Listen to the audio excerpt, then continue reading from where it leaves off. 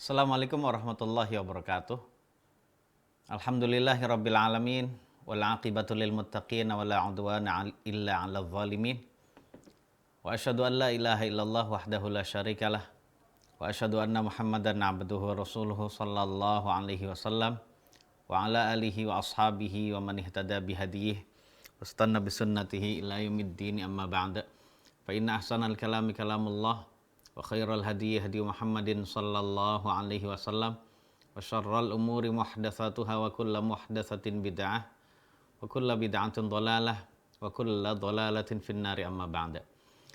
Ma'asyiral muslimin wal muslimat, pemirsa IHBS TV kajian fasih dan juga anak-anak yang soleh dan solehah dimanapun antum berada. Alhamdulillah kita bersyukur pada Allah yang masih saja memberikan kesempatan kita untuk terus thalabul ilmi. Di samping nikmat Allah lain yang begitu banyak yang Allah masih perkenankan kita merasakannya dengan baik. Jamaah yang dirahmati Allah Subhanahu wa taala, kesyukuran yang paling utama kita lakukan adalah dengan kita memperbaiki ibadah kita kepada Allah Subhanahu wa taala. Dan untuk kali ini kita akan membahas tentang masalah masih berkenaan dengan sholat dan masih juga berkenaan dengan sholat yang terlewatkan, yang belum terlaksana pada waktunya. Dan bahasannya adalah disebut qadha'ul fawaid, yaitu mengqadha sholat-sholat yang sudah terlewatkan waktunya. Jamaah yang dirahmati oleh Allah Subhanahu wa taala, terkadang manusia mengalami uzur gitu ya. Mengalami suatu uzur yang membuat dia tidak melaksanakan sholat pada waktunya. Ya, seperti dia lupa atau dia ketiduran. Jadi orang nggak selamanya normal. Ya, normal melaksanakan sholat dalam waktunya. Namun jamaah yang dimuliakan oleh Allah Subhanahu wa taala, syariat kita memiliki hukum juga bagi orang yang mengalami suatu uzur ya, sehingga dia meninggalkan salat pada waktunya. Karena ketiduran atau lupa, dia baru bisa melakukan salat tersebut ketika waktunya sudah habis. Nah, ini memerlukan fikih tersendiri ya Mas sekalian, memerlukan hukum tersendiri yang harus kita jelaskan tentang masalah hal ini. Di dalam pembahasan lalu kita sudah membahas bahwasannya mayoritas ulama berpendapat bahwasannya kalau seseorang meninggalkan sholat secara sengaja, berarti tanpa uzur ya, tanpa uzur dan sengaja, maka sholat tersebut harus diqadha. Berarti kalau dia meninggalkan sholat 10 tahun, ya harus diqadha 10 tahun. Ya, seperti itu jamaah sekalian. Dan itu adalah sebagai uqubah, hukuman bagi orang yang melalaikan sholat. Ya, tidak cukup tobat menurut mayoritas ulama. Jadi tobat dia tidak menggugurkan sholat yang 10 tahun lalu dia tinggalkan jamaah sekalian. Begitu mengerikannya jamaah sekalian, menurut pendapat jumhur ulama, dia tetap harus mengqadha sholat selama bertahun-tahun yang telah ditinggalkan.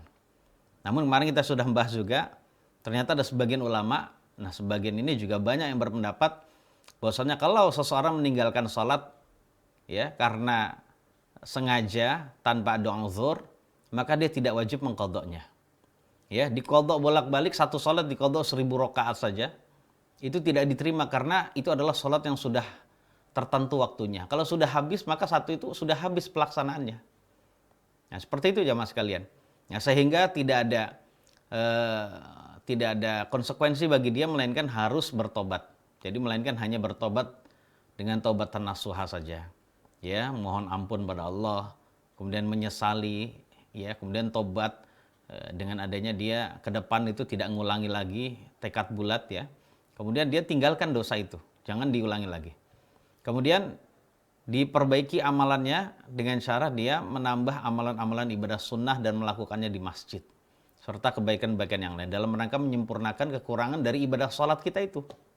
Ya, karena siapa saja yang bertobat maka sama seperti orang yang tidak ada dosa sama sekali. Ini menurut sebagian ulama. Nah, jamaah sekalian, kita mau mengambil pendapat jumhur atau pendapat sebagian, intinya ada orang yang meninggalkan sholat pada waktunya, baik karena ada uzur maupun tanpa uzur. Ya, seperti itu jamaah sekalian. Dan di sini ada pembahasan khusus. Berarti kalau dia sudah meninggalkan sholat pada waktunya, baik karena uzur maupun tanpa uzur, ini adalah dia sudah melakukan sholat itu di luar waktu. Makanya pembahasan kita ada disebut qadha. Qadha itu jamaah sekalian ya, menurut definisi ya secara istilah dalam ilmu fikih, maknanya adalah fi'lul wajibi ba'da waqtihi. yaitu melaksanakan kewajiban setelah waktunya berakhir. Jadi kewajiban itu ada waktunya. Namun setelah waktu berakhir belum dilaksanakan juga, maka dia harus melakukan itu di luar waktunya. Maka itu yang disebut qadha. Ya bahasa kita mungkin membayar gitu ya, atau apa gitu ya. Pokoknya mengqadha jemaah sekalian ya. Nah, kalau melaksanakan ibadah pada waktunya disebut ada ya. Ada demikian. Bukan ada bahasa kita aja mas kalian ada gitu, bukan. Ada ya, adaun. Nah, kalau sudah di luar waktu disebut qadhaun. Nah, jamaah sekalian yang dirahmati oleh Allah Subhanahu wa taala, dan masalah qadha ini adalah hal yang wajib. Sebab seseorang kalau belum melaksanakan sholat yang dia tinggalkan dalam waktunya, maka saat itu tetap terus ya kewajiban itu ada di dalam tanggungan dia. Ya, kalau orang yang kelupaan atau orang yang ketiduran, dia belum melaksanakan sholat dan dia sudah ingat saat itu, maka saat itu dia berkewajiban untuk mengqadhanya. Cuman permasalahannya jamaah sekalian, apakah dia harus mengqadha secara sesegera mungkin atau boleh nanti-nanti saja? Jamaah yang dirahmati Allah Subhanahu wa taala, menurut pendapat yang kami pilih dalam kajian ini dan kami menganggap ini kuat jamaah sekalian, wallahu a'lam bishawab, adalah wajib bagi orang yang sudah ketinggalan waktu sholat. Ya, ketinggalan waktu sholat tanpa uzur, Pak ya. Mohon maaf, dengan uzur. Jadi wajib bagi orang yang sudah terlewatkan waktu sholatnya karena ada uzur, ya, karena adanya uzur, untuk mengqadhanya secara sesegera mungkin. Jadi misalnya dia lupa, sudah ingat, ya segera diqadha. Dia ketiduran, ya lupa belum sholat, segera. Jadi tidak ditunda-tunda. Karena ini berdasarkan sabda Nabi yang mulia sallallahu alaihi wasallam tentang orang yang ketiduran dan lupa. Falyusalliha idza dzakaraha la kaffarata laha illa dzalik. Jadi maka supaya dia melaksanakan salat yang lupa itu ketika dia sudah ingat. Tidak ada kafarah bagi salat yang ditinggalkan tersebut, melainkan ya dilakukan sesegera mungkin itu.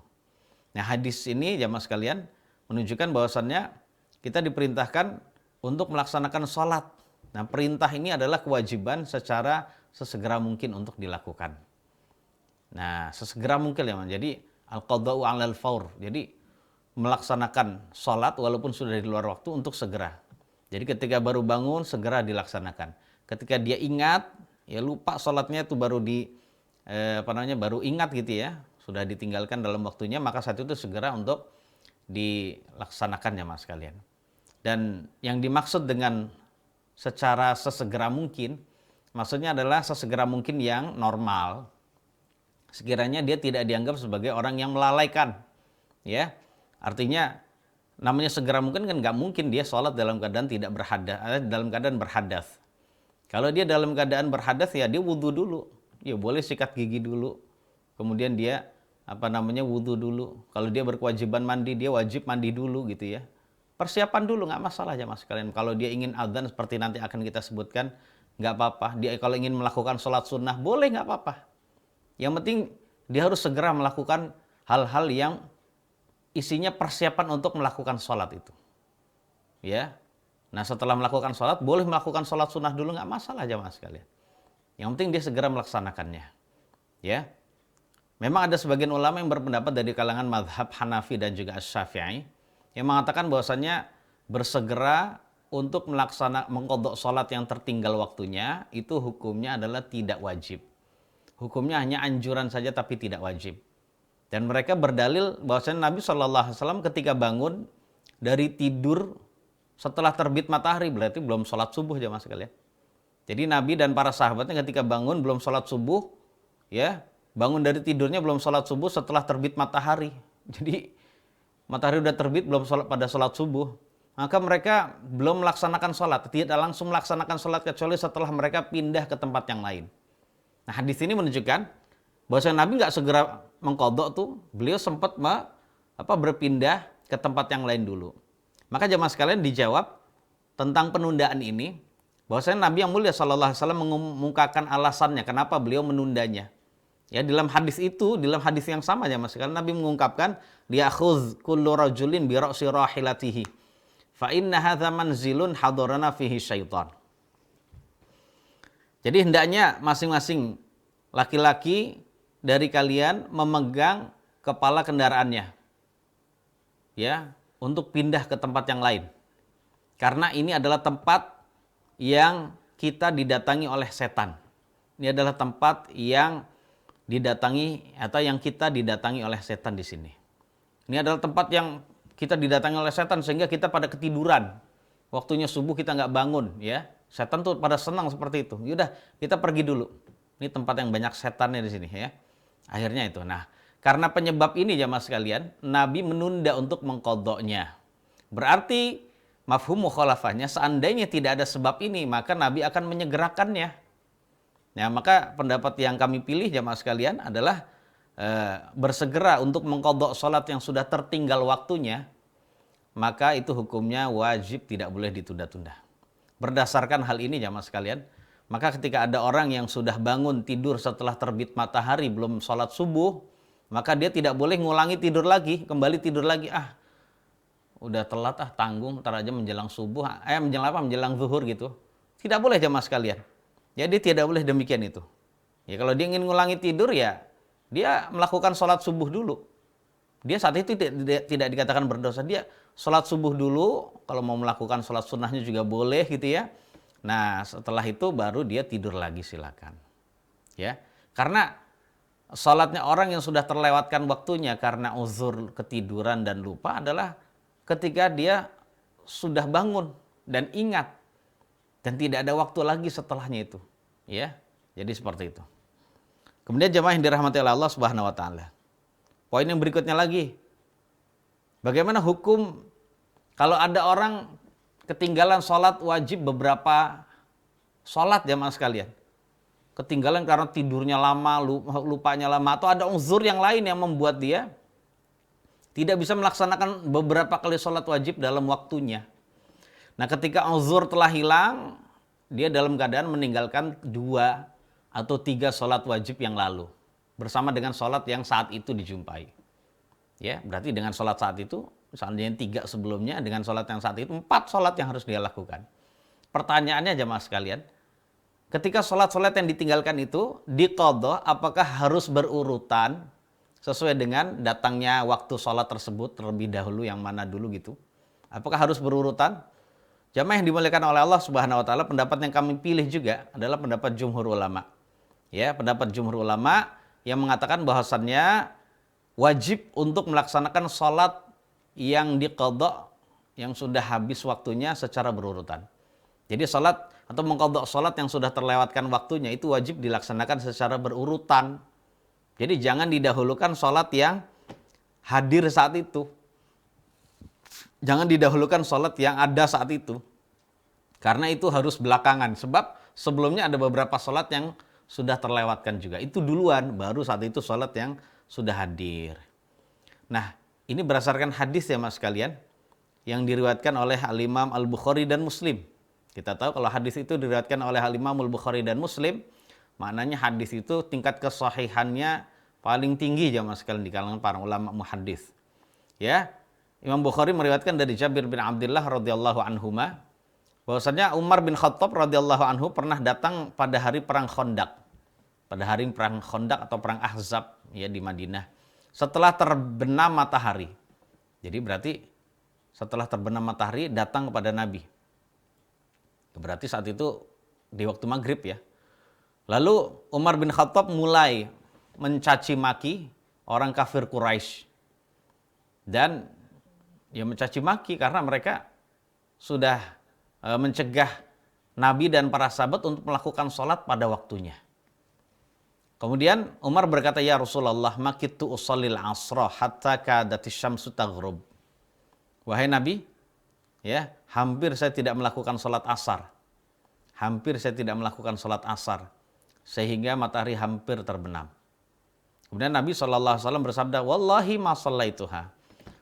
Jadi artinya tadi Umar berkata, jadi saya belum sholat asar wahai Nabi. Jadi matahari sudah terbenam gitu ya. Kemudian Nabi bersabda, wallahi ma shallaituha. Demi Allah saya juga belum melakukan sholat asar gitu ya. Kemudian akhirnya Nabi berwudu, kami juga berwudu, kata Jabir bin Abdullah. Lalu beliau melakukan sholat asar setelah terbenam matahari. Tsumma shalla ba'dahal maghriba. Kemudian setelah itu beliau melakukan sholat maghrib. Jadi jamaah sekalian yang dimuliakan oleh Allah, hadis ini menunjukkan bahwasanya beliau melakukan secara berurutan. Ada hadis lagi jamaah sekalian yang lain. Juga riwayat di dalam hadis yang mulia ini tentang kisah perang Khandaq. Kalau hadis yang kedua ini diriwayatkan oleh Al-Imam An-Nasa'i, Imam Ahmad dan lainnya dari sahabat Nabi lain juga, Abu Sa'id Al-Khudri radhiyallahu anhu. Beliau pernah berkata, kami pernah ditahan pada hari perang Khandaq dari sholat. Jadi gara-gara sibuk ngurusin orang kafir, kami jadi nggak kepikiran sholat juga, susah sholat.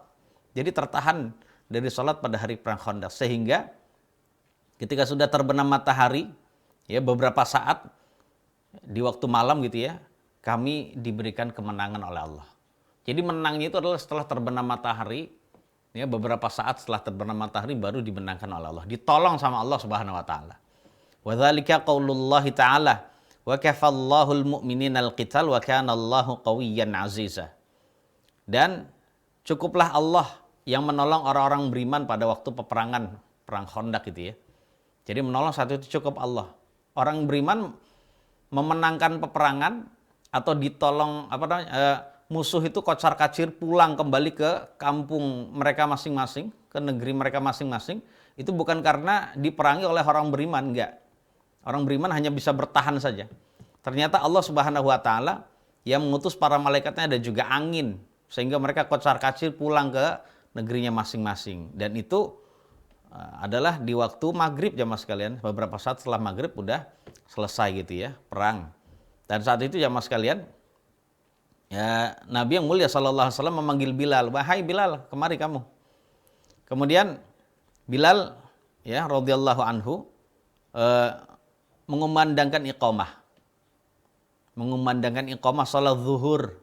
Ini di waktu maghrib jamaah sekalian. Di waktu maghrib. Mengumandangkan iqamah salat zuhur. Lalu Nabi melakukan salat zuhur. Ya, fa aqama adh-dhuhra. Bilal mengumandangkan salat zuhur. Fa shallaha fa ahsana salataha kama kana yusalliha fi waqtiha. Lalu Nabi melaksanakan salat zuhur. Kemudian beliau melaksanakan, menyempurnakan salat zuhur tersebut sebagaimana beliau melakukannya pada waktunya. Walaupun sudah di luar waktu, beliau melaksanakan sholat zuhur ini di waktu terbenam matahari itu sama seperti saat dia tepat waktu. Tsumma amarahu fa aqamal 'ashra fa shallaha fa ahsana salataha kama kana yusalliha fi waqtiha. Kemudian Nabi memerintahkan Bilal lagi untuk iqamah sholat asar. Kemudian Nabi melakukan sholat asar, lalu menyempurnakan sholatnya. Sholatnya tetap tumaninah, nggak buru-buru, gara-gara waktunya sudah habis, buru-buru nggak perlu. Ya. Nabi menyempurnakan sholatnya sebagaimana beliau melaksanakan sholat asar di waktunya, tepat waktu. Tsumma amarahu fa aqamal maghriba fa shallaha fa ahsana salataha kama kana yusalliha fi waqtiha. Kemudian Nabi menyuruh Bilal lagi untuk mengumandangkan iqamah. Ya, lalu Nabi melakukan sholat maghrib dengan sempurna sebagaimana beliau melakukannya ketika melakukannya saat waktunya atau tepat waktu. Tsumma amarahu fa aqamal maghriba fa shallaha kadzalik. Jadi seperti itu. Qal wa dzalika qabla an yunazzilallahu azza wa jalla fi salatil khauf. Nah, kejadian itu jamaah sekalian, Nabi melakukan salat zuhur, asar, maghrib itu adalah setelah atau sebelum Allah menurunkan syariat salat khauf, salat yang ada rasa takut. Ya, seperti itu jamaah sekalian. Berarti menunjukkan dari hadis yang mulia ini ternyata Nabi disaksikan oleh dua orang sahabat, Jabir bin Abdullah dan Abu Sa'id Al-Khudri radhiyallahu anhuma. Nabi melakukan sholat itu secara berurutan. Ya, secara berurutan. Dan ini adalah dalil yang mendukung pendapat mayoritas ulama bahwasannya melaksanakan sholat yang diqadha itu adalah wajib. Melaksanakan sholat yang diqadha secara berurutan adalah hukumnya wajib. Namun mazhab Asy-Syafi'i berpendapat hanya dianjurkan tapi tidak wajib. Ya, salat-salat yang diqadha itu tidak harus dilakukan secara berurutan. Alasannya apa? Mereka bukan nggak punya dalil ya Mas sekalian. Karena mereka bukan berarti juga nggak tahu tuh hadis Nabi tadi. Karena mereka berpendapat bahwasanya mujarradu fi'lin nabiyyi sallallahu alaihi wasallam la yadullu 'alal wujub. Hadis tentang seperti itu mazhab Asy-Syafi'i juga tahu jemaah sekalian, ya. Namun menurut mereka, mereka memiliki kaidah sekedar pekerjaan Nabi, sekedar perbuatan Nabi tidak langsung menunjukkan kewajiban. Ya, seperti itu. Intinya semua ulama berkata melakukannya secara berurutan bagus. Cuman ada perbedaan, haruskah? Ada yang mengatakan harus, ada yang mengatakan tidak harus. Jadi ala kulli hal pendapat yang kita pilih jamaah sekalian, lakukanlah sholat secara berurutan. Jadi jangan ngacak gitu ya. Ini adalah lebih baik. Wallahu a'lam. Tapi poin yang berikutnya jamaah sekalian, ma yasqutu bihi tartibu. Ma yasqutu bihi tartibu. Setelah kita mengetahui jamaah sekalian bahwasanya mengqadha salat yang sudah terlewatkan waktunya itu harus dengan berurutan, maka ada pembahasan ma yasqutu bihi tartibu. Ada hal-hal yang menggugurkan kewajiban melaksanakan salat secara berurutan. Ya. Ternyata ada hal-hal jamaah sekalian, ada kondisi-kondisi di mana seseorang tidak wajib melakukan qadha salat yang sudah terlewatkan waktunya secara berurutan. Apa saja itu jamaah sekalian? Kita lihat. Ya, kondisi pertama adalah dhiqu waqtis salatil hadirah. Ya, sempitnya waktu salat yang saat terakhir dijumpai. Salatil hadirah maksudnya salat yang saat itu. Salat saat itu yang saat itu dijumpai waktunya. Nah, contohnya jamaah sekalian, nah kalau sudah sempitnya waktu, maka agar tidak lebih banyak sholat yang dilakukan keluar dari waktunya, maka lakukan sholat yang ada saat itu dulu, yang saat itu kita jumpai waktunya. Nggak apa-apa jamaah sekalian. Ya, seperti itu. Karena waktu merupakan kewajiban yang paling ditekankan. Ya, waktu itu lebih ditekankan daripada kewajiban waktu, saya ulangi. Kewajiban waktu itu lebih ditekankan, lebih dikuatkan daripada kewajiban berurutan. Sebab tadi kita sudah bahas kewajiban berurutan itu diperdebatkan, ya. Para ulama berbeda pendapat. Makanya saat itu kita dahulukan sholat yang masih ada waktunya. Contoh gini jamaah sekalian. Contoh ada seseorang, contoh ya, kelupaan belum sholat subuh, zuhur, dan asar. Nah saat itu di waktu asar 5 menit sebelum terbenam matahari dia baru ingat, baru bisa melaksanakan sholat asar karena uzur itu. Ya, 5 menit saya ulang ya, 5 menit sebelum sholat asar berakhir atau 5 menit sebelum terbenam matahari itu dia baru bisa melaksanakan sholat.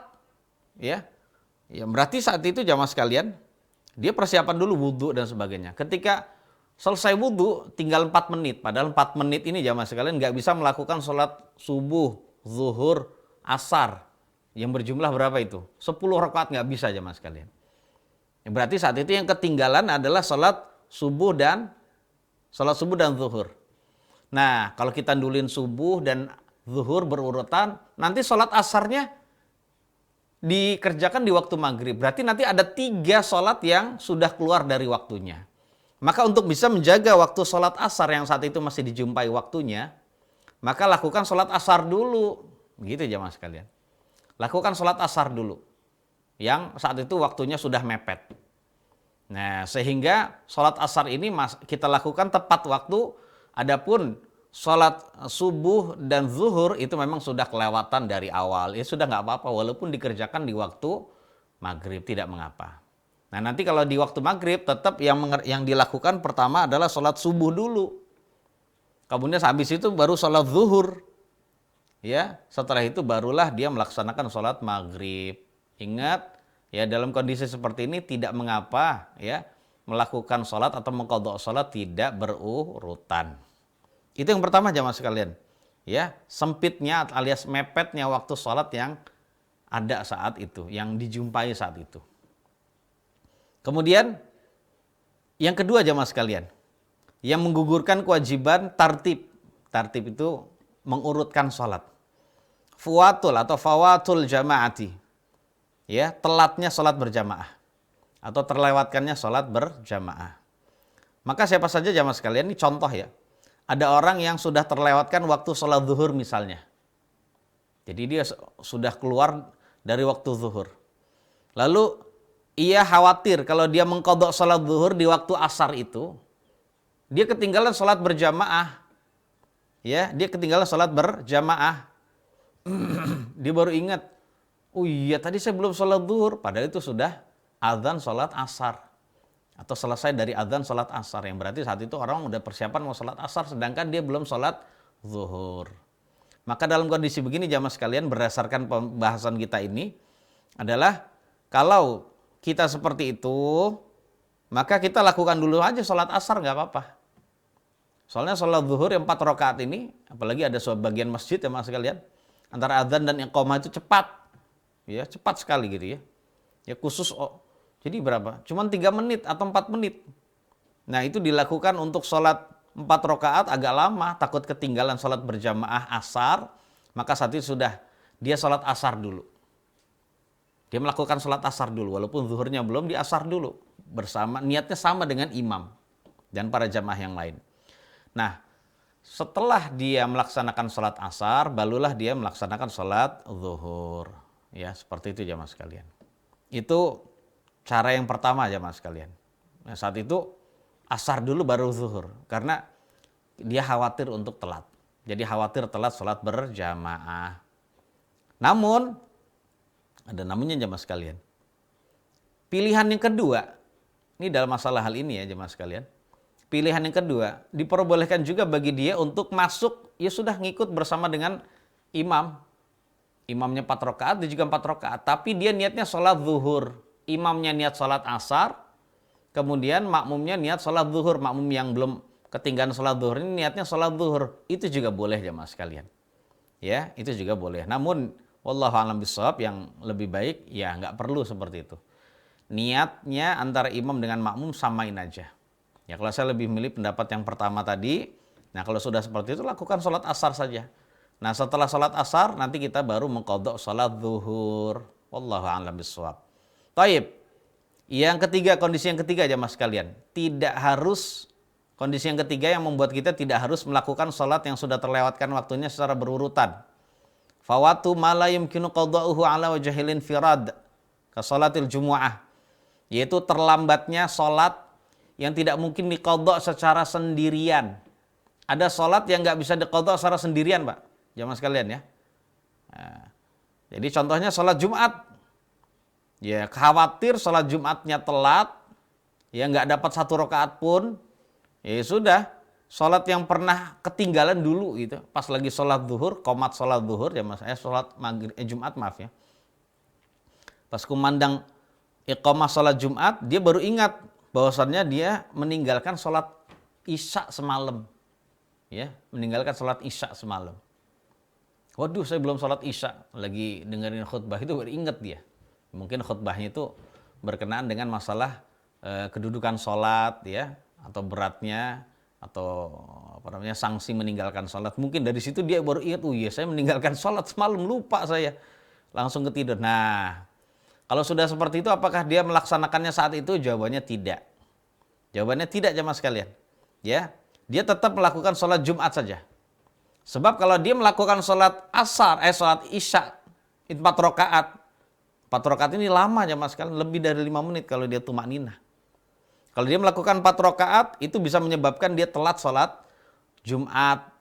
Nah, dan itu bisa membuat orang ini aneh nih, sholat apa gitu ya. Ya, seperti itu. Nah, sedangkan sholat Jumat itu tidak bisa diqadha sendirian. Ya, nggak mungkin, nggak boleh, nggak sah melakukan sholat Jumat sendirian. Nah, dalam keadaan begitu, ya sudah dia laksanakan sholat Jumat saja. Nanti setelah sholat Jumat baru dia mengqadha sholat yang sudah terlewatkan itu, apapun sholat itu. Ya, seperti itu jamaah sekalian. Kemudian yang keempat, kondisi yang keempat yang menggugurkan kewajiban melaksanakan sholat secara berurutan, yaitu an-nisyan, lupa. Jadi kalau ada orang yang melakukan sholat yang sudah tertinggal waktunya, terlewatkan waktunya, tanpa berurutan dikarenakan lupa, nggak berurutan ngasal gitu ya, maka saat itu tidak ada masalah bagi dia. Yang namanya orang lupa di dalam Islam itu dimaafkan ya mas kalian, berdasarkan keumuman firman Allah yang menghikayatkan doanya orang beriman. Rabbana la tu'akhidna in nasina au akhtana. Wahai Rabb kami, janganlah engkau siksa kami jika kami lupa dan kami keliru. Ya, dalam hadis ini jamaah sekalian, ketika orang beriman membaca itu, maka Allah Subhanahu wa taala berfirman, "Na'am." Ya, dalam riwayat yang lain, "Qad fa'altu." Ya, artinya Allah mengabulkan. Ya, mengabulkan ya permintaan orang beriman, ya permohonan orang beriman bahwasannya orang beriman kalau dalam kondisi lupa dan tidak sengaja keliru, maka itu tidak dianggap dosa. Kemudian jamaah sekalian yang dirahmati Allah, dan yang terakhir adalah al-jahlu. Al-jahlu adalah ketidaktahuan. Ya, artinya yang kelima ini, kalau ada seseorang tidak tahu kewajiban, ya, kewajiban harus berurutan dalam melaksanakan atau dalam mengqadha salat-salat yang sudah terlewatkan waktunya, dia tidak tahu kewajiban harus berurutan, maka ya udah tidak mengapa. Karena kata para ulama, al-jahlu akhun nisyan. Jadi ketidaktahuan itu adalah saudaranya kelupaan. Ketidaktahuan sama seperti, atau saudara, ketidaktahuan adalah saudaranya lupa. Ya mirip dengan lupa jemaah sekalian. Sama seperti an-naumu akhul maut. Jadi tidur itu adalah saudaranya kematian, mirip ya. Jadi seperti itu jemaah sekalian, kalau nggak tahu ya sudah nggak apa-apa. Salatnya sah dan dia tidak harus ngulangi. Ya, tidak harus ngulangi salat secara berurutan. Naam. Kemudian jemaah yang dimuliakan oleh Allah, poin berikutnya adalah qadha'us shalatil faitati ala sifatiha. Jemaah yang dimuliakan oleh Allah, ya, kita di dalam mengqadha salat yang sudah terlewatkan waktunya, itu hendaknya dilakukan sesuai dengan tata caranya. Sesuai dengan ciri-ciri salat yang kita qadha itu. Contohnya jemaah sekalian ya. Ini contoh. Ya. Apabila seseorang sholat asar, lupa sholat asar. Saya ulang ya. Apabila seseorang lupa sholat asar di waktu malam, yang mana kita tahu sholat asar itu adalah sholat sirriyah, tidak tampak bacaannya. Ya, maksudnya tidak tampak, maksudnya adalah pelan gitu, pelan bacanya. Dia ingatnya di waktu malam setelah isya misalnya. Maka ketika dia mengqadha sholat asar di waktu malam, dia tidak keras bacanya, tapi dia mengqadhanya dengan pelan, jadi tidak keras. Kemudian begitu juga dibalik jemaah sekalian. Ya, kalau ada orang ya lupa sholat isya, pulang-pulang kerja langsung tidur dulu sebentar, ternyata bablas. Bablas jemaah sekalian. Bablas, pas bangun subuh dia juga enggak, dia sholat subuh aja. Dia lupa bahwasanya dia belum sholat isya. Ingatnya baru di siang hari jemaah sekalian, di waktu duha misalnya, atau pokoknya di waktu siang. Sholat isya yang disunnahkan untuk dibaca keras, itu diqadha di waktu siang. Yang sholat siang adalah pelan jemaah sekalian. Maka dia mengqadha dengan cara jahar juga. Seperti kondisi sholat isya. Ya, bacanya ditampakkan bacanya. Ya juga tidak usah keras-keras banget gitu ya, teriak-teriak. Ya cukup ketika, ya sama seperti orang sholat berdua, sholat berjamaah kan juga nggak begitu keras kan. Ya, dia membaca Al-Fatihah dan suratnya. Seperti itu juga ketika dia mengqadha sholat isya di waktu siang, maka dia harus mengqadhanya, bukan harus ya maaf, disunnahkan untuk mengqadha seperti kondisi di waktu asar. Seperti itu jamaah sekalian. Dan dalil tentang hal ini jamaah sekalian adalah hadis Nabi yang mulia tadi jamaah sekalian. Tentang sholatnya Nabi yang dilakukan pada waktu perang Khandaq. Nabi faqama adh-dhuhra fa ahsana salataha kama kana yusalliha fi waqtiha. Nabi melakukan salat zuhur di waktu maghrib. Kita tahu maghrib itu sudah waktu malam. Ya. Nabi melaksanakan salat zuhur dengan sempurna sebagaimana beliau melakukan salat tersebut tepat waktu. Ya, Nabi melaksanakan salat zuhur secara sempurna sebagaimana beliau melakukannya tepat waktu. Nah, ketika beliau melakukan tepat waktu itu sholat zuhurnya pelan, maka saat melakukan zuhur itu di waktu maghrib beliau juga melakukannya pelan. Walaupun sholat malam seperti maghrib, isya, subuh itu adalah bacaannya keras. Seperti itu jamaah sekalian. Kemudian ada kondisi lagi gini jamaah sekalian. Apabila ada seorang yang lupa melaksanakan sholat di rumah, dan dia ingat saat dia safar. Lagi safar di perjalanan dia ingat, oh iya, saya di rumah lupa sholat ini dan itu gitu ya. Contohnya lupa sholat zuhur. Ya, lupa sholat zuhur. Ya. Di rumah lupa sholat zuhur. Kalau di rumah kan 4 rakaat ya mas sekali. Nah, ketika ingat di mana? Di waktu safar, namanya kewajiban di waktu safar kan 2 rakaat. Maka jamaah sekalian, ketika dia mengqadha salat zuhur yang di rumah, lupanya kan di rumah. Saat ingatnya di waktu safar juga jangan ditunda-tunda, ntar aja lah saya pulang. Jangan begitu jamaah sekalian. Ya karena ketika dia sudah ingat, dia nunda-nunda berbahaya. Ya seperti itu. Jadi segera laksanakan, namun pertanyaannya apakah dia melaksanakan sholatnya 4 atau 2 karena dia musafir? Jawabannya jamaah sekalian, dia melaksanakannya dengan sempurna. Karena dia kan meninggalkan sholat zuhur di rumah. Kewajiban di rumah itu 4, walaupun dia saat itu mengqadhanya di waktu safar, tetap dia harus mengqadhanya 4. Namun kalau dibalik tidak bisa jamaah sekalian. Contohnya gini, ada orang ketika sudah sampai di rumah, ingat ya Allah kemarin saya mudik lupa di perjalanan nggak sholat. Pakai kepikirannya pengen cepet nyampe, lupa di jalan sholat, ya nggak sholat zuhur dan asar.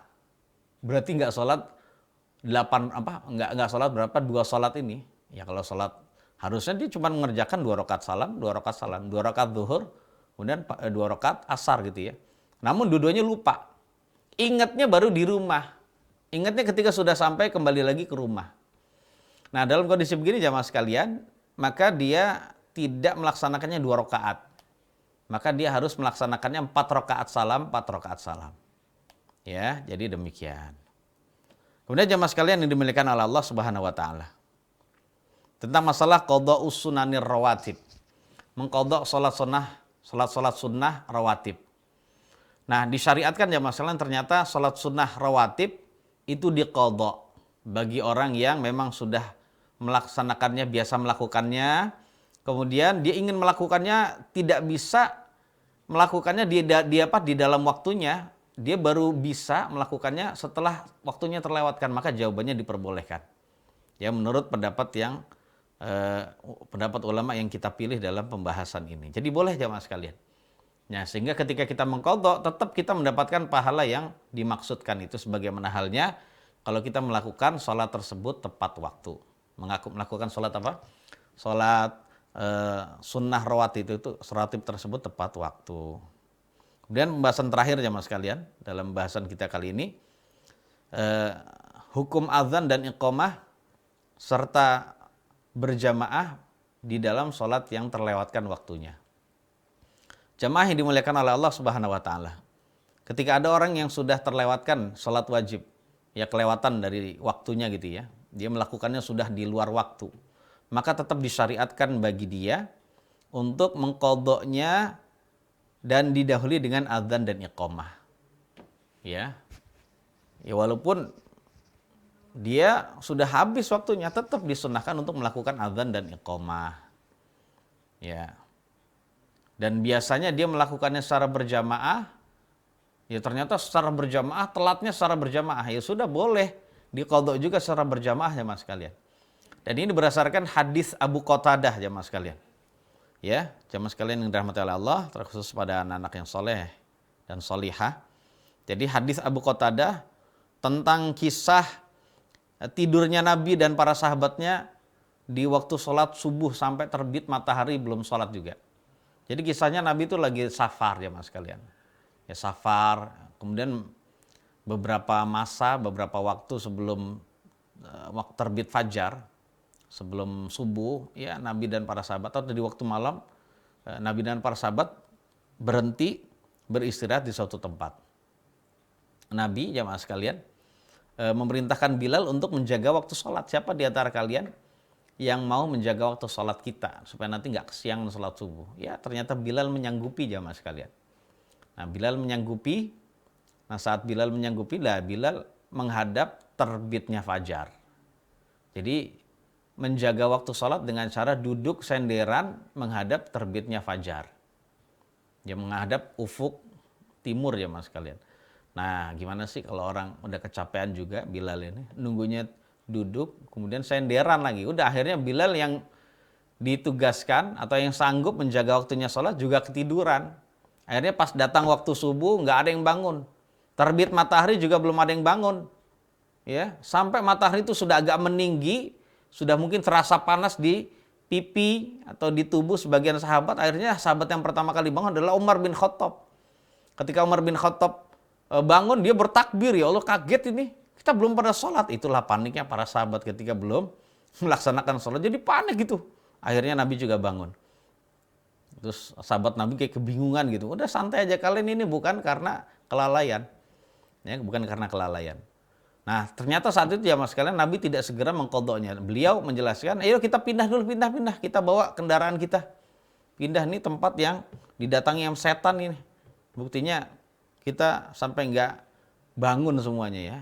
Nina bobokkan oleh setan. Udah akhirnya Nabi dan para sahabat pindah dulu tempat gitu ya. Setelah itu berwudu, Nabi dan para sahabatnya mencari air wudu. Kemudian saat itu ya dijelaskan ya mas kalian.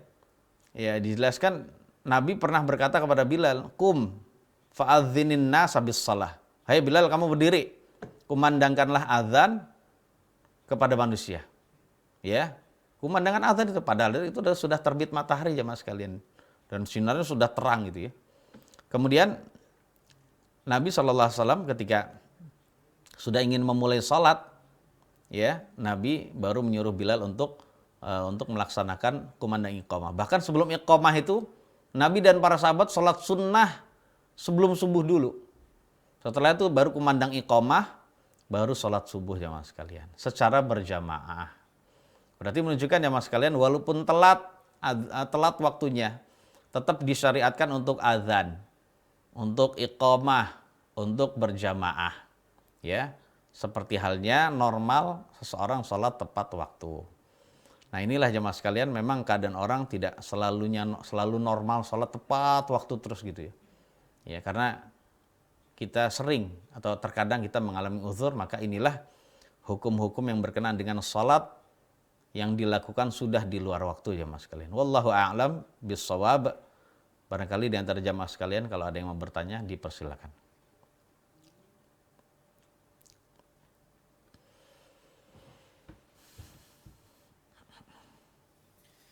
Syukron jazakumullahu khairan Ustaz atas materi yang telah antum sampaikan. Baik Ustaz, saat ini kita sudah memasuki tanya jawab Ustaz. Ada pesan yang sudah masuk, akan ana bacakan. Bismillah Ustaz. Ana Rahmat dari Depok. Bagaimana agar kita terhindar dari was-was ketika sholat Ustaz? Apa ada doa khusus? Jazakumullahu khairan. Jadi jamaah sekalian yang dirahmati oleh Allah Subhanahu wa taala. Was-was ketika sholat, was-was itu maknanya adalah godaan ya. Godaan yang membuat kita nggak khusyuk di dalam sholat dan bacaan kita kacau gitu ya.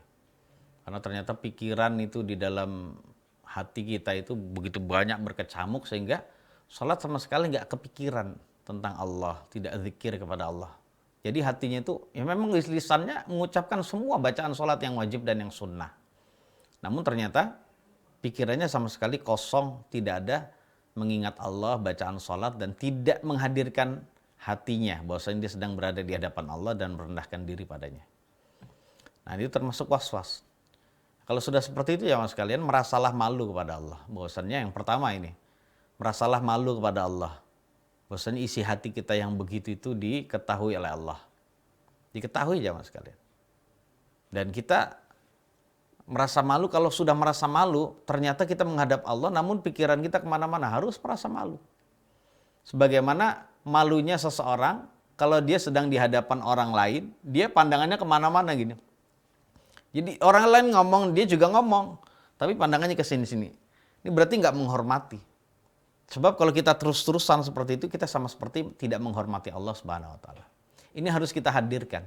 Ini yang pertama jemaah sekalian, agar kita tidak terus-menerus di dalam was-was godaan setan, pikiran-pikiran yang macam-macam gitu ya. Itu yang pertama. Kemudian jemaah sekalian, ya, milikilah rasa takut tidak diterima sholat kita. Sebab seseorang yang was-was di dalam sholatnya, ini berarti sholatnya tidak khusyuk. Sholat tidak khusyuk itu adalah sholat yang tidak ada ruhnya jemaah sekalian. Kita sudah mempersembahkan ibadah kita tanpa ada ruh sama sekali. Dan sholat yang tanpa ruh itu jemaah sekalian, sholat yang tanpa khusyuk sama seperti gambarannya badan atau fisik yang tidak ada ruh sama sekali. Mati ya, tubuh yang mati apa gunanya? Coba bayangkan jemaah sekalian. kita ingin memberikan hadiah kepada seorang raja, presiden. Seorang memberikan hadiah kepada raja, budak kita yang sudah mati. Budak kita sudah mati, kita hadiahkan pada raja. Setelah raja lihat, apa ini? Ini adalah hadiah buat paduka raja. Apa isinya? Ini adalah budak saya yang sudah mati. Maka yang terjadi jamaah sekalian, raja tersebut pasti akan marah besar kepada kita. Kitanya dimarahin jamaah sekalian. Sebab ini adalah suatu bentuk penghinaan. Ya, iya kalau kasih budak yang masih hidup kan enak gitu ya. Bisa dimanfaatkan. Apa yang bisa dimanfaatkan dari seorang budak atau manusia yang sudah mati nggak bisa dimanfaatkan apa-apa. Ini penghinaan. Bahkan kalau raja itu adalah raja yang kejam jamaah sekalian, bisa jadi orang itu akan dibunuh ya, yang paling parah itu. Jadi benar-benar marah gitu.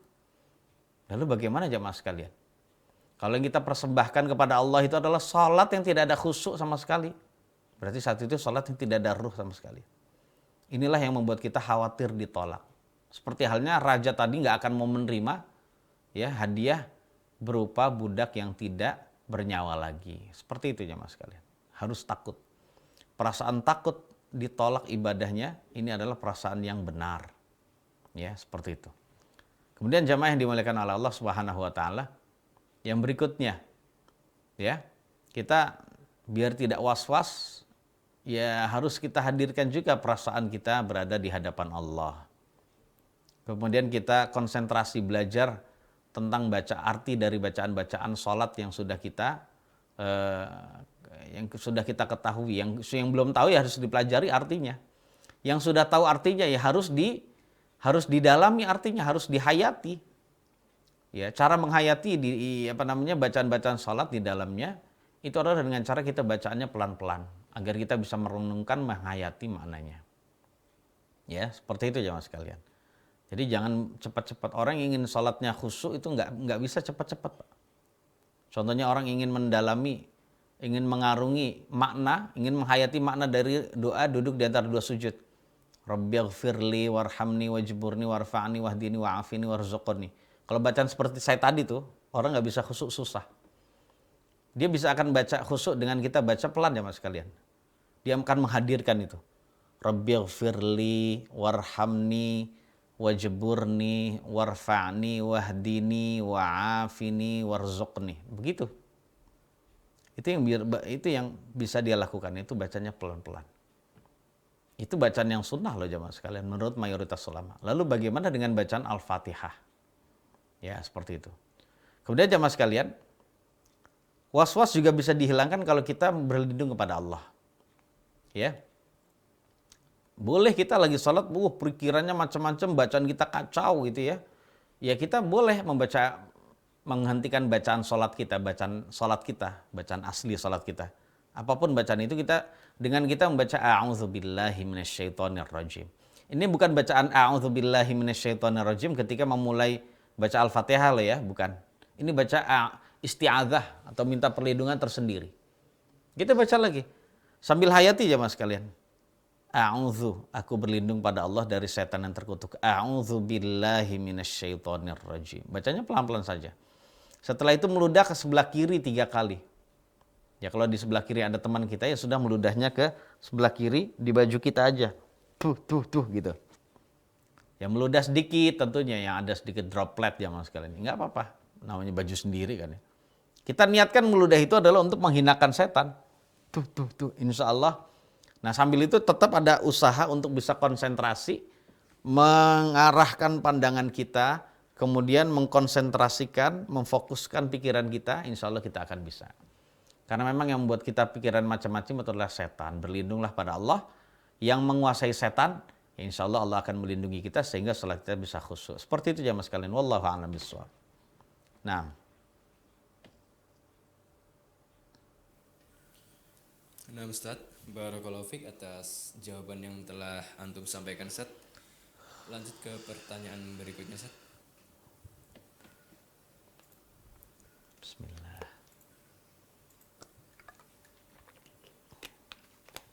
Untuk pertanyaan berikutnya Ustaz. Assalamualaikum Ustaz, saya Muhammad dari Jakarta. Bagaimana hukum menahan buang angin saat kita melaksanakan sholat berjamaah di rakaat terakhir. Apakah kita harus menahan sampai selesai sholat atau kita biarkan buang angin tersebut dan wudhu lagi dan terus mengulang sholatnya tersebut, Ustaz? Syukron jazakallahu khairan. Masya Allah, ini pertanyaan bagus ya. Kalau untuk buang angin ya mas, kalian itu beda dengan menahan buang air besar dan kecil. Kalau menahan buang air besar dan kecil itu adalah perkara yang dilarang. Ya, dilarang secara adab itu. Adapun menahan buang angin yang umumnya orang itu bisa, maka ya boleh saja, nggak masalah. Walaupun dia, mohon maaf, duburnya itu bergerak-gerak seperti duburnya ayam gitu. Dikarenakan dia menahan buang angin gitu ya mas sekalian, itu nggak apa-apa. Karena menahan buang angin itu beda dengan menahan buang air besar. Buang angin itu kalau ditahan itu lebih ringan ya kondisinya, dan itu diperkenankan, nggak masalah. Ya juga ada kebolehan, ada pilihan bagi jamaah sekalian untuk dilepas saja kentut gitu, habis itu ya sudah tinggal batalin. Nggak apa-apa kalau memang milihnya demikian, biar plong gitu ya. Mungkin dalam keadaan masuk angin, biar perut itu nggak berisi angin lebih banyak gitu ya, nggak masalah. Mulutnya sendawa, bawahnya juga keluar, nggak masalah pilihannya. Tapi kalau masih bisa menahan, silahkan saja, itu lebih baik. Ya, seperti itu. Dan pertanyaannya begini, nah kalau lagi menahan begitu, kita terkadang dijatuhkan perasaan ragu-ragu apakah kita batal apa enggak, apalagi duburnya itu gerak-gerak gitu ya gitu. Nah, duburnya bergerak-gerak, dalam keadaan begitu kita dijatuhkan rasa ragu-ragu, ini batal apa enggak ya? Kayaknya keluar itu tapi kok saya enggak yakin. Nah, dalam keadaan enggak yakin berarti masih syak, masih ragu-ragu. Nah, kalau ragu-ragu, ya ini ada tips dari Nabi ya mas kalian, ada perintah dari Nabi. Ya, karena ada orang yang juga pernah berkata begitu, bertanya begitu juga kepada Nabi. Kemudian Nabi jawabannya adalah yang sorif hatta yasma'a sautan au yajidarihan. Jangan bubar dulu dari sholatnya. Maksudnya jangan batalin sholatnya sampai dia mencium bau dan mendengar suara kentut. Sampai dia mencium bau kentut dan mendengar suara kentut. Baru saat itu dia sudah dipastikan batal, baru dia bubar, batalkan sholat. Nah, maksudnya dulu mencium bau dan mendengar suara kentut, itu maksudnya adalah yakin. Maksudnya hatta yatayaqqana, sampai dia yakin kentut.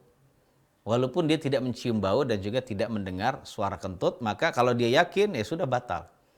Nah, dari hadis yang mulia ini jamaah sekalian, ya bisa diambil suatu kaidah yang agung ya, kaidah yang besar di dalam Islam, bahwasanya al-yaqinu la yazulu bisyak. Keyakinan tidaklah hilang dengan keraguan-raguan. Keyakinan di sini maksudnya adalah hukum asal. Hukum asalnya orang yang sholat itu punya wudhu. Nah, hukum asal ini tidak hilang dengan adanya ragu-ragu. Kalau cuma ragu-ragu, nggak hilang. Dia tetap terus sholat. Nah, hukum asal ini hanya bisa hilang dengan dengan keyakinan yang lain, atau keyakinan hanya bisa hilang dengan keyakinan yang kebalikannya. Jadi keyakinan dia masih punya wudhu itu bisa hilang dengan keyakinan dia batal. Seperti itu aja mas kalian. Ya demikian. Nah, berbeda dengan kondisi kalau dia berkata begini, saya tadi udah wudhu belum ya? Perasaan tadi sudah dari kamar mandi tapi kok kering ya? Aduh lupa, itu tadi kamar mandi yang kapan? Tadi sholat yang tadi atau yang sekarang ya? Lupa, dia bingung dia. Belum, ini saya sudah wudhu apa belum? Udah wudhu apa belum? Nah, masih ragu-ragu dia. Maka kalau sudah begini, ya kita kembalikan hukum asalnya orang tuh nggak punya wudhu. Nah, hukum asalnya nggak punya wudhu. Ya, hukum asalnya itu adalah keyakinan. Nah, keyakinan ini tidaklah hilang dengan keraguan-raguan. Ya, kalau kita ragu-ragu belum wudhu, ragu-ragu antara sudah wudhu dan belum wudhu, berarti saat itu sudah ngulangi lagi. Pas lagi ke kamar mandi, kok ingat, oh iya tadi saya sudah kesini, sudah wudhu. Berarti nggak usah wudhu lagi jamaah sekalian. Berarti saat itu dia sudah yakin bahwasannya dia sudah wudhu. Kalau sudah begitu ya sudah nggak perlu. Wallahu a'lam bishawab. Monggo.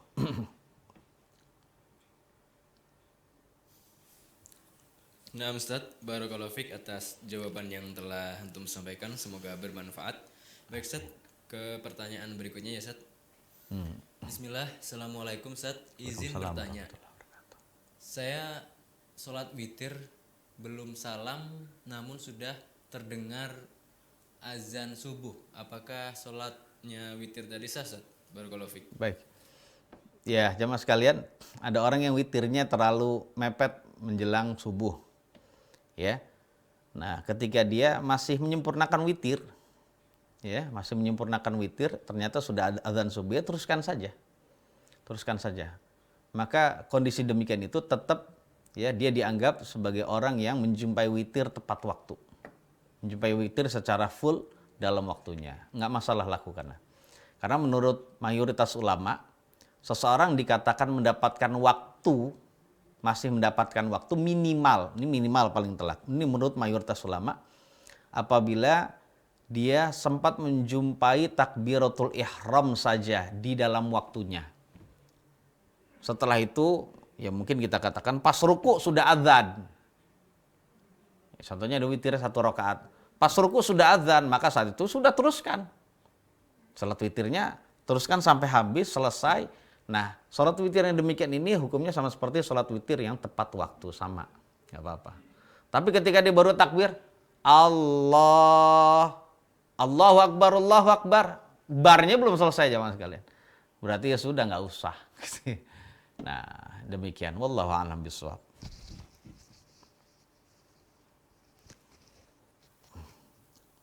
Syukron, Ustadz, atas jawaban yang telah antum sampaikan, Ustadz. Baik, Ustadz, demikian tadi itu adalah pertanyaan terakhir pada kajian kali ini, Ustadz. Boleh disampaikan kesimpulan untuk kajian hari ini? Silakan, Ustadz. Baik, jamaah yang dimuliakan oleh Allah Subhanahu wa taala, terkhusus anak-anak yang soleh dan solehah, calon generasi penerus agama Islam yang mulia ini dan juga NKRI yang kita cintai ini. Alhamdulillah kita sudah menyelesaikan kajian tentang qadha'ul fawaid, yaitu mengqadha salat-salat yang tertinggal waktunya. Jadi bagi kita yang sudah suatu saat mengalami uzur, kelupaan, atau ketiduran, atau kalau ingin di antara jamaah sekalian, ingin mengambil pendapat jumhur ulama, bahwasanya bahkan salat-salat yang lalu yang sudah ditinggalkan diqadha juga, ya sudah silakan, kita tidak bisa memaksa. Maka caranya adalah seperti tadi fikihnya. Ya. Fikihnya seperti tadi jamaah sekalian. Di antara fikihnya adalah kita melaksanakannya dengan berurutan. Kemudian kita laksanakan segera jamaah sekalian. Kemudian kecuali dalam kondisi-kondisi datangnya mepetnya sholat yang ada saat itu, maka atau mepetnya sholat berjamaah, mepetnya sholat Jumat, ya. Kalau kita lupa dan sebagainya, maka saat itu tidak usah kita melaksanakan secara berurutan. Ya, seperti itu. Wallahu a'lam bishawab. Tadi seperti yang tadi kita sudah bahas berkenaan dengan hal ini, dan semoga yang sedikit ini bisa memberikan manfaat bagi saya dan juga bagi jamaah sekalian di dalam menjalankan ibadah kita yang mulia, yaitu sholat. Intinya sholat nggak boleh ditinggalkan jamaah sekalian, karena intinya hidup kita adalah untuk menunggu sholat. Wallahu a'lam bishawab. Kita tutup. Subhanakallahumma bihamdik asyhadu an la ilaha illa anta astaghfiruka wa atubu ilaik. Wassalamualaikum warahmatullahi wabarakatuh.